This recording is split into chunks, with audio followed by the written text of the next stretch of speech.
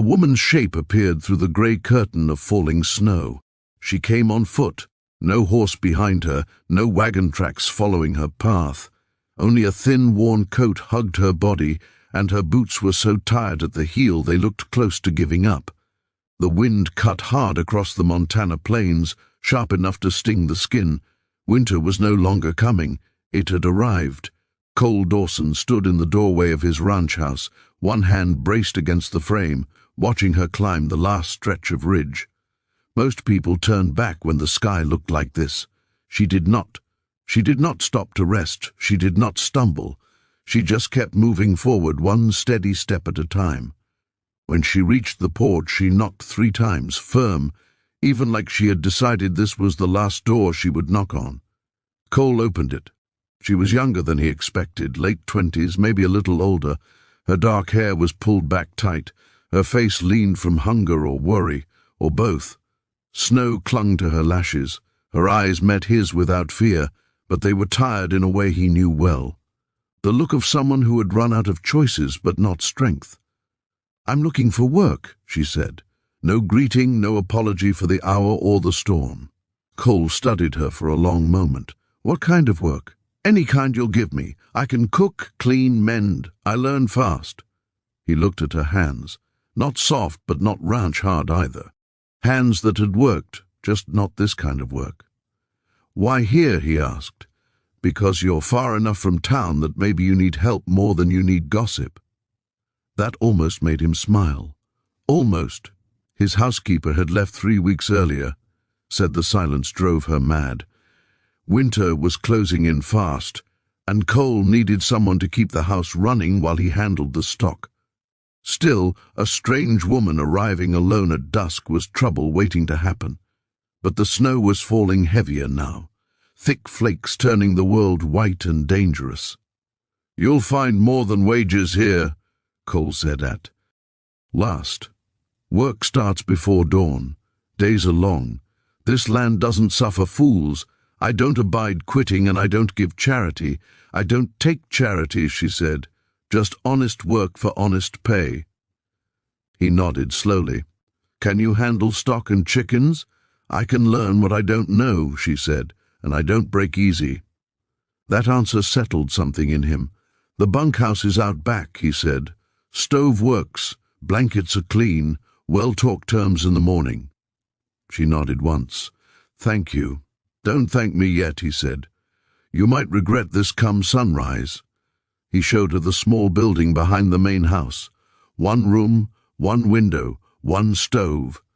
She stepped inside without complaint and set her small pack on the cot. "Name's Cole Dawson," he said. "Clara Brennan." He paused. "Mrs. Joe Brennan." "Just Clara," she said. "I'm widowed." Cole nodded. Widowed and alone explained more than words ever could. "See you at dawn," he said.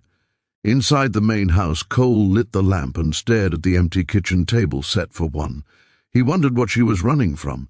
He wondered if he had just made a mistake, and he wondered why her eyes reminded him so much of his own.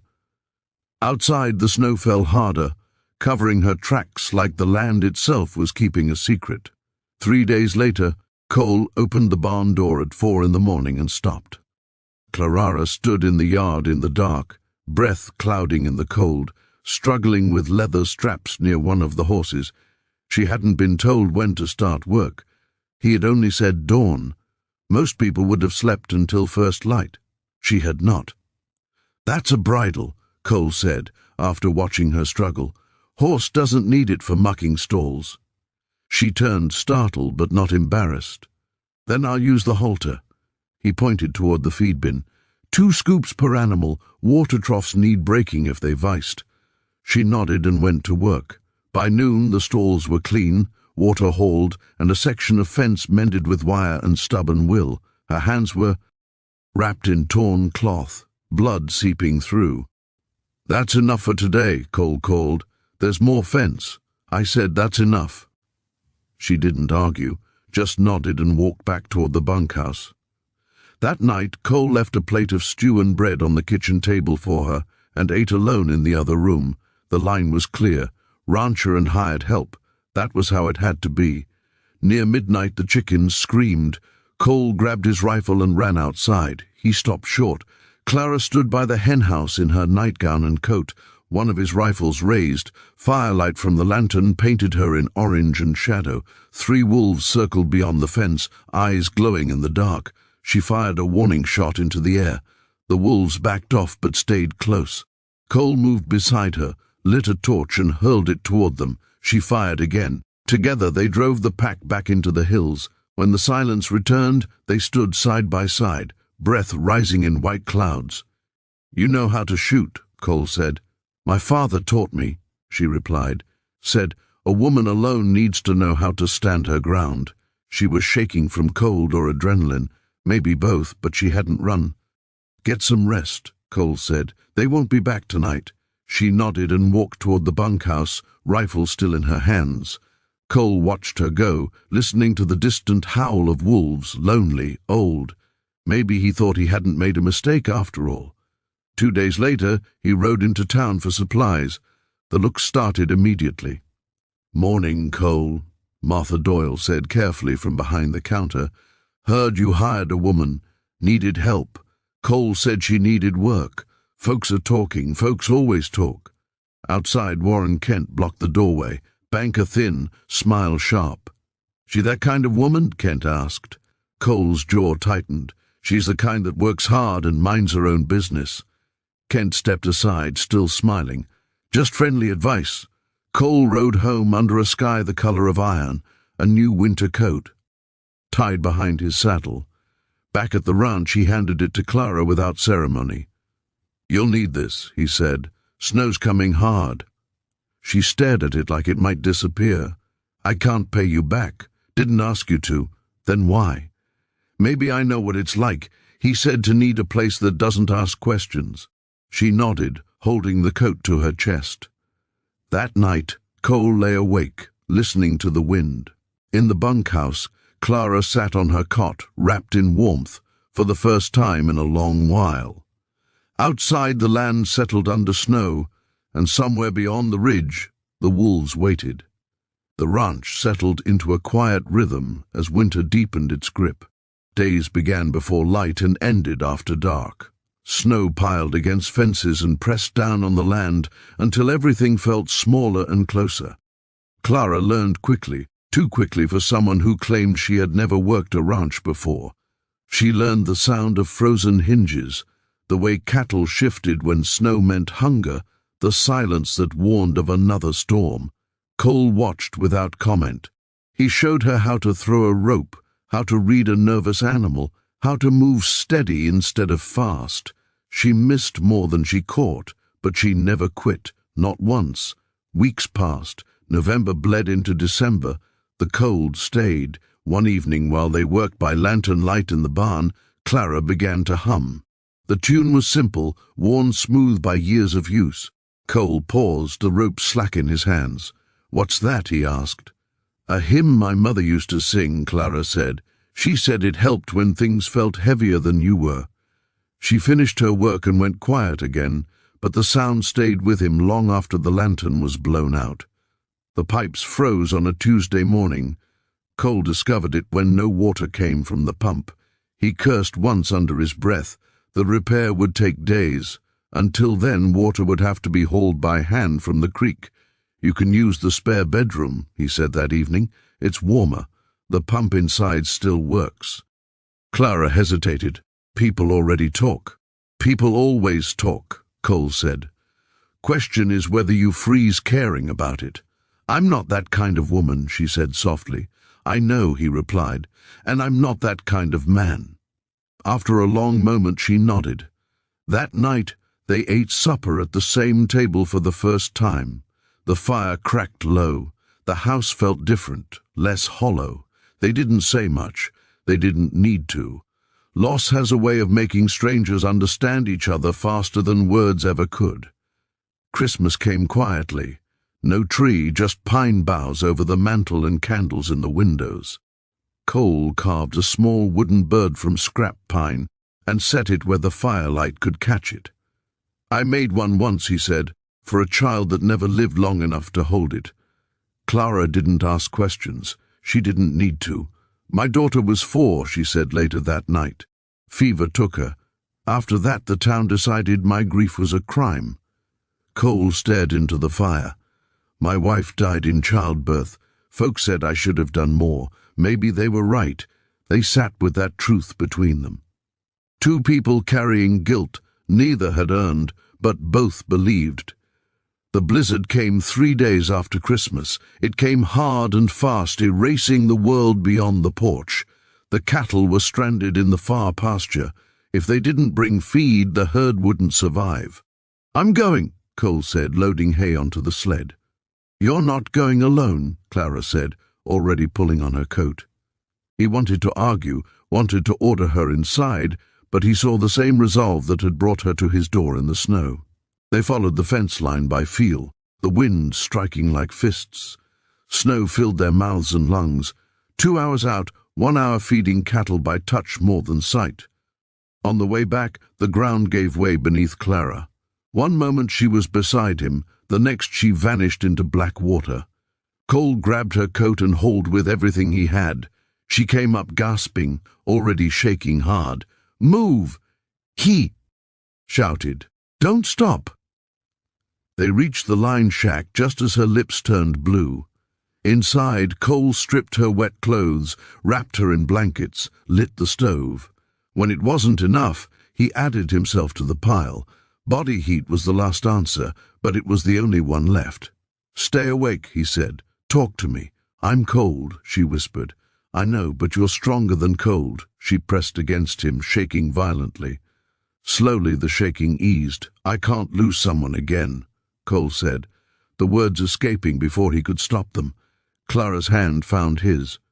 "You won't," she said. "I promise nothing improper happened, but everything changed." They returned to the ranch alive, exhausted, and already condemned. By the time Warren Kent wrote up days later, the story had grown teeth. "You were alone with her," Kent said. "During the storm, no witnesses." "What's your point?" Cole asked. "Send her away," Kent said smoothly, "or you'll lose credit, trade and respect and redemption." That night, Cole told Clara she should go to town. The look on her face was worse than anger.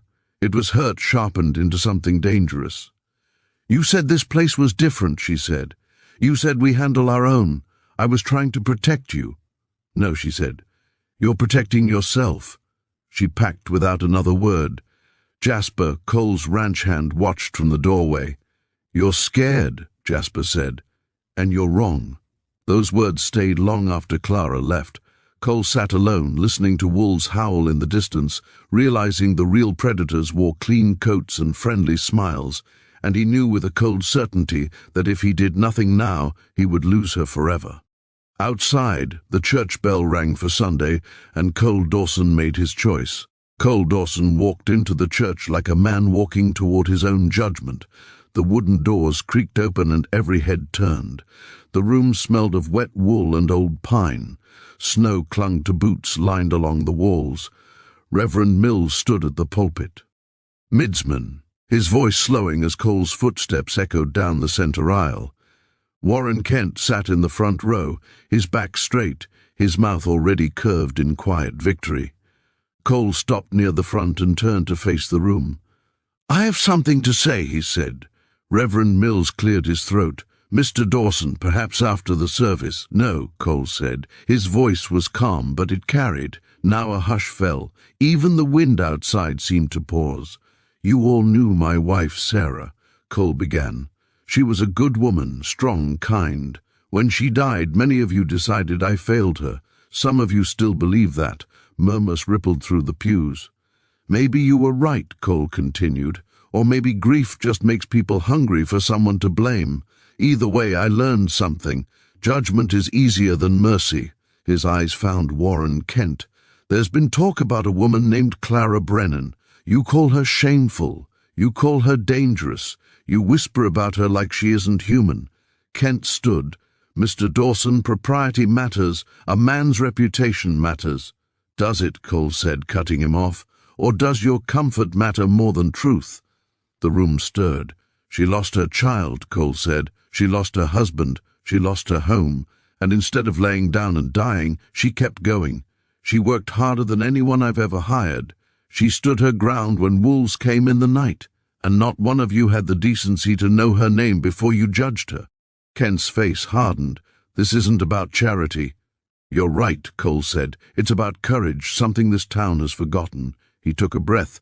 Yes, she lived on my land. Yes, I care for her. If that offends you, judge me, but leave her out of your poison. Any man who has a problem with that knows where to find me.